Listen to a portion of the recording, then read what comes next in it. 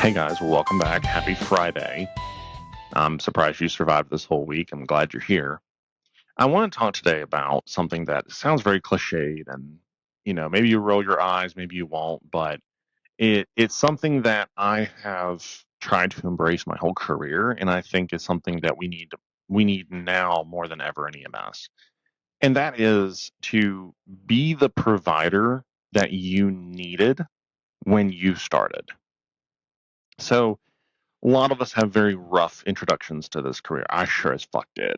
I was a driver at a awful awful service that doesn't exist anymore, and did not have a good selection of partners at all. There were a few that were cool, and I still am somewhat friends with today, but there was a lot of assholes in there too, and it was not a good experience at all.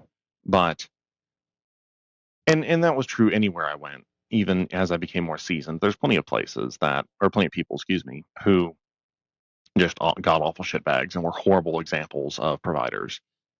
And and those people play a role. I think it's important to learn from the negative examples as much as you learn from the positive examples. But it's hard when you're new to distinguish between those two because you don't get it. Like you don't understand the full ethos of the job and how to vet people and know who to listen to and not listen to. Like that's very, very, very fucking tough. It's very intimidating.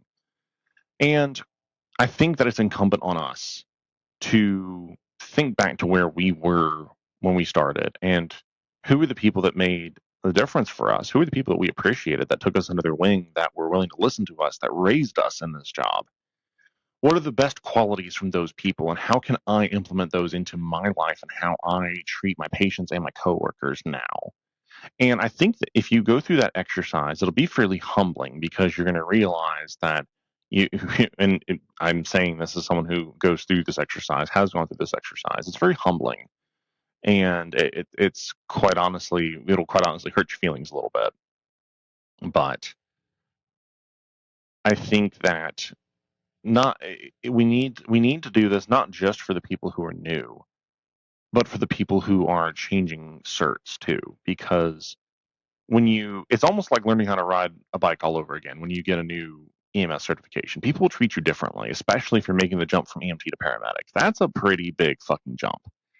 And it's very intimidating for a lot of people. And I think that where we as older folks can do the most good is to reach out to those people and check on them, talk with them, be a sounding board for them because they're going to have a lot of security issues. They're going to have a lot of questions and are going to be dealing with gray areas and lack of confidence in what they did or didn't do. And while you need to be able to have the hard conversations with them, even including, hey, maybe this job isn't for you, buddy. But you also need to have the conversations with them and reassure them, like, hey, this is normal. I've been a paramedic for 9 years now, and I've been in EMS for 13 years. And I still have calls that make me scratch my head. There's still calls, and I'm like, I have no fucking idea what was going on. And I did not feel confident at all about any of it. And that's life, because as an old coworker of mine used to say, Jeff Holt, love you, buddy. The patient don't read the textbook. The patients are going to present how the patients present, and you're going to get a mixed match of symptoms. Nothing's going to look, like what you said, like what was said in the textbook. Some things will. Some things will. They'll look like they just jumped off the pages of the textbook to you. But then there's plenty of patients where you're just going to be like, huh? What the fuck? When you've got, 9 things needed to be done 5 minutes ago, you're going to get lost. And so it's important that we reach out to the younger providers who are either brand spanking new and are nervous walking into a chest pain call, or those younger providers that just got handed a shit sandwich of a call and are rethinking their life choices right now because they're wondering, did I help that patient or did I kill that patient? And so be that person who is willing to come alongside them and listen to them and give them the time of day and be willing to encourage them and say, hey, like, you're not alone. It's fine. You're going to be okay. This is normal. Let's talk about this. And give them some reassurance. If they fuck up, then tell them they fucked up, but also give them the reassurance saying, hey, here's how you can learn from this. Here's where this can become a positive experience. And we can destigmatize the nervousness of the young providers, because if we don't, then we're going to push them to be cocky where they don't need to be yet. And that's not healthy for them. It's not healthy for patients. It's not good for anybody. So we need to make sure that we are giving them the space to have the freedom to make decisions and fuck up a little bit and still be able to make it teaching moments and have corrective action and be willing to step in when it's needed so that obviously your patient doesn't suffer. But new people, they need people who have been where they are. And guess what? We were all fucking new. All you old salty dogs listening to this shit, you were young too. You were a newbie too. And that's never going to change. It's like trying to say that you were never a kid. Like, sorry, you were a kid. You were probably a shithead too, just like the rest of us. So don't deny it, embrace it, and put yourself in that kid's shoes. Put yourself in younger you's shoes and think about, hey, what would have truly benefited me back then? I had somebody comment on one of my TikTok videos recently who was like, so what you're saying is that the eating our young actually worked on you and made you a better provider like it was supposed to. And I said, there's a difference between being able to adapt and learn from bad experiences and saying that that's the way it should be done. Well, and look at, and I apologize, I don't have the study in front of me. This just popped in my head, but there is data out there that people who were the most successful, looking at, business owners and wealth margins and such, most of those people, statistically, had traumatic childhoods or a litany of traumatic experiences in their lives that pushed them. Now, does that mean that those traumatic experiences are worth repeating? No. No. That doesn't make fucking sense. Just because you can take away something good from a bad situation doesn't mean we need to keep repeating the bad situation.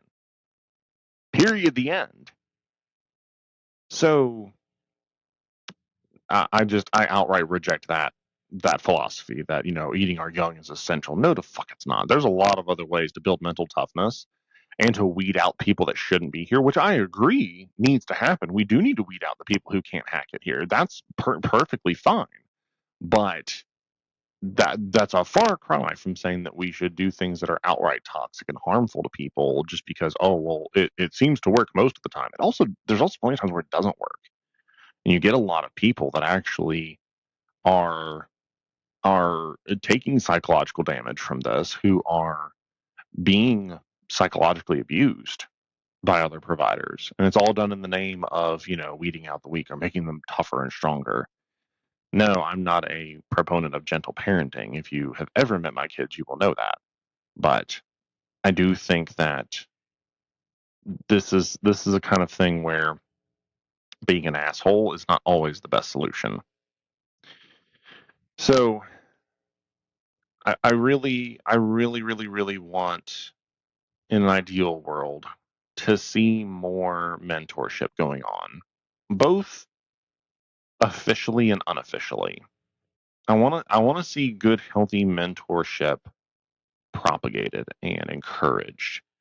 And I think that there's a lot of ways that employers can encourage this, but it also, the responsibility, I think, right now falls on all of us who have been in the field for a while to proactively engage in that kind of mentorship and be willing to engage with newer providers on this stuff, because they don't know any better. They're gonna pick up whoever the loudest, most prominent example is in their lives. And 9 times out of 10, that's going to be the salty people. Why? Because we glorify it. We allow it. We allow this like toxic, salty negativity, glorify it like this is the standard, and that's actually not the case. Like, no, I'm not a sunshine and rainbows. Oh, I'm making a difference every day. I just like taste like ash in my mouth trying to say that, but I have a very realistic expectation of it, and I also think that we can have a more mature view of the world and our job around us, and not be just default bitter. Because default bitter is toxic as fuck, and it just repulses everybody, and it, when unchecked, creates a lot of these culture problems that we have today, where people are not being held accountable, they're not taking their own mental well-being seriously, they're bleeding on everybody else around them and making everything worse for the rest of us. So my number one takeaway today for is pointed specifically at the seasoned folks. Be the provider that you needed when you were new. Go be that person. Go behave that way. If that means that you got to dial down the salty a little bit, dial down the salty. If that means that you need to stop drinking so much, okay, stop drinking so much. Your life choices all affect each other. So if you're going to be a better person, you need to actually be a better person in all aspects of your life, not just work. We don't live in a vacuum. We don't live in isolation. So that's all I got for you guys. It's Friday. Happy 4th of July. Enjoy yourselves. Don't lose any fingers, please. And I'll talk to you next week. Bye-bye.